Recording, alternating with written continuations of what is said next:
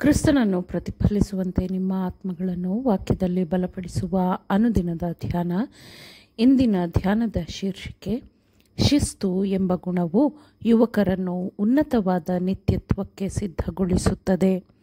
ಈ ದಿನದ ದೇವರ ವಾಕ್ಯ: ಜ್ಞಾನವು ನಿನ್ನ ಹೃದಯದೊಳಗೆ ಪ್ರವೇಶಿಸುವುದು, ತಿಳುವಳಿಕೆಯು ನಿನ್ನ ಆತ್ಮಕ್ಕೆ ಅಂದವಾಗಿರುವುದು, ಬುದ್ಧಿಯು ನಿನಗೆ ಕಾವಲಾಗಿರುವುದು, ವಿವೇಕವು ನಿನ್ನನ್ನು ಕಾಪಾಡುವುದು. ಜ್ಞಾನೋಕ್ತಿಗಳು 2ನೇ ಅಧ್ಯಾಯ 10 ಮತ್ತು 11ನೇ ವಚನಗಳು. ಇಸ್ರಾಯೇಲ್ ಜನರ ದಿನಗಳಲ್ಲಿದ್ದಂತೆ ಪ್ರತಿಯೊಬ್ಬ ಯುವಕನಿಗೆ ಪ್ರಾಯೋಗಿಕ ಜೀವನದ ಕರ್ತವ್ಯಗಳ ಬಗ್ಗೆ ಈಗ ಬೋಧನೆ, ಮಾರ್ಗದರ್ಶನಗಳನ್ನು ನೀಡಬೇಕು. ದೈಹಿಕ ಶ್ರಮವನ್ನು ಒಳಗೊಂಡಿರುವ ಯಾವುದಾದರೂ ಕೆಲಸದ ಜ್ಞಾನವನ್ನು ಪ್ರತಿಯೊಬ್ಬ ಯುವಕನೂ ಪಡೆದುಕೊಳ್ಳಬೇಕು. ಅಗತ್ಯವಿದ್ದರೆ ಅದರ ಮೂಲಕ ಅವನು ಜೀವನೋಪಾಯವನ್ನು ಪಡೆದುಕೊಳ್ಳಬಹುದು. ಇದು ಜೀವನದ ಏರಿಳಿತಗಳ ವಿರುದ್ಧ ರಕ್ಷಣೆಯಾಗಿ ಮಾತ್ರವಲ್ಲದೆ ದೈಹಿಕ, ಮಾನಸಿಕ ಮತ್ತು ನೈತಿಕ ಬೆಳವಣಿಗೆಯ ಮೇಲೆ ಉತ್ತಮವಾದ ಪ್ರಭಾವ ಬೀರುವುದರಿಂದ ಇದು ಅಗತ್ಯವಾದದ್ದು. ಯಾವ ಒಬ್ಬ ವ್ಯಕ್ತಿಯು ಜೀವನ ನಡೆಸಲು ದೈಹಿಕ ಶ್ರಮದ ಕೆಲಸವನ್ನು ಎಂದಿಗೂ ಆಶ್ರಯಿಸಬೇಕಾಗಿಲ್ಲ ಎಂದು ತಿಳಿದಿದ್ದರೂ ಅವನಿಗೆ ಕೆಲಸ ಮಾಡಲು ಕಲಿಸಬೇಕು.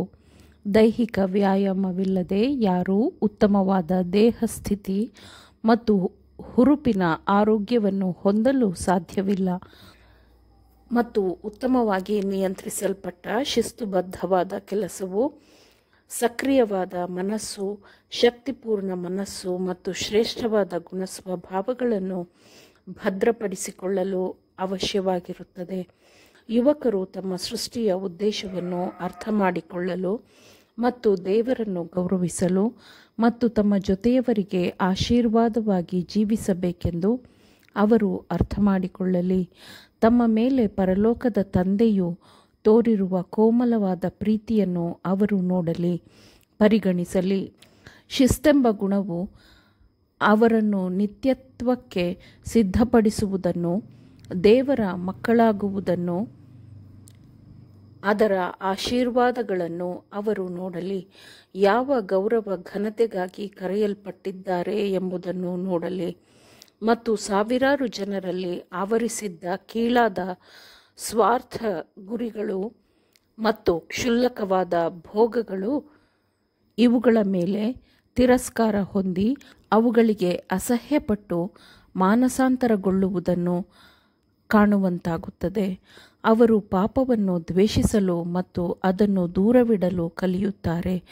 ಕೇವಲ ಪ್ರತಿಫಲದ ನಿರೀಕ್ಷೆ ಅಥವಾ ಶಿಕ್ಷೆಯ ಭಯದಿಂದ ಅವರು ಪಾಪವನ್ನು ದ್ವೇಷಿಸುವುದಿಲ್ಲ, ಆದರೆ ಆ ಪಾಪದಲ್ಲಿ ತುಂಬಿರುವ ಅಂತರ್ಗತವಾದ ಕೀಳುತನದ ಅರಿವಿನಿಂದ ಮತ್ತು ದೇವರು ತಮಗೆ ಕೊಟ್ಟಿರುವ ಬಲಗಳ ಅವನತಿಗೆ ಕಾರಣವಾಗುತ್ತದೆ ಮತ್ತು ದೇವರ ಹೋಲಿಕೆಯಲ್ಲಿರುವ ಮಾನವತ್ವಕ್ಕೆ ಕಳಂಕವಾಗುತ್ತದೆ ಎಂಬ ಅರಿವಿನಿಂದ ಅವರು ಪಾಪಗಳನ್ನು ದ್ವೇಷಿಸುವಂತಾಗುತ್ತದೆ.